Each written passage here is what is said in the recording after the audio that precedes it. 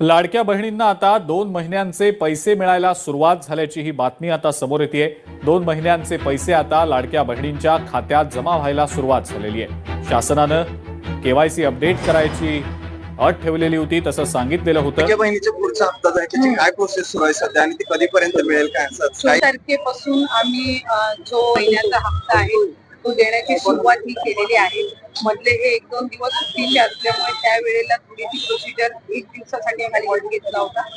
आजपासून पुन्हा एकदा साधारणपणे पुढच्या 3-4 दिवसाच्या कालावधीमध्ये ज्या काही लाभार्थी आहेत लाडक्या बहीण योजनेचे त्यांच्या खात्यामध्ये थेट जो लाभ आणण्याचा हा पोहोचवण्यात येईल। काही त्याचबरोबर जर आपण बघितलं तर लाडक्या बहिणीची तुम्ही हप्ता सुरुवात झाली, तर दुसरीकडे शिक्षकांचे जे पगार आहेत यामुळे 2 ते 4 दिवस किंवा उशिरा होण्याची शक्यता वर्तवली जाते, कारण रात्री उशिरा हा पूर्ण जो पैसा आहे तो लाडक्या बहिणीसाठी वर्ग करण्यात आला अशी शक्यता आहे। त्यामुळे सगळे शिक्षक अतिशय चुकीची माहिती ही तुम्हाला मिळालेली आहे। नागपूरच्या अधिवेशनाच्या वेळेला जर आपण सगळ्यांनी माहिती घेतली असेल तर त्यावेळेला जो महिन्याचा हप्त्याचा निधी आहे 1400 कोटीचा हा विभागाला प्राप्त झालेला आहे आणि याला साधारणपणे आता 10 ते 15 दिवस झालेले आहेत। त्याच्यामुळे दुसऱ्या कुठल्याही विभागाचा निधी हा महिला व बाल विकास विभागाला लाडक्या बहीण योजनेला देण्यात आलेला नाहीये।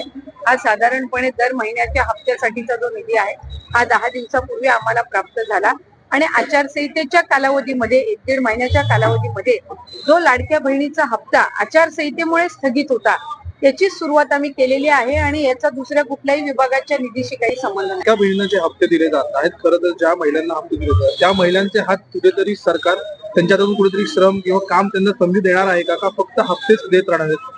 त्यांच्या हातांना महिलांच्या हातांना योजना आहे आणि त्या योजनेमधनं आर्थिकरित्या महिलांना सक्षम करण्याची, दुर्गम भागातील असतील गरजू भागातील असतील त्या महिलांना सक्षम करण्याची भूमिका आहे। आम्ही विभाग म्हणून आता पुढच्या कालावधीमध्ये महिलांना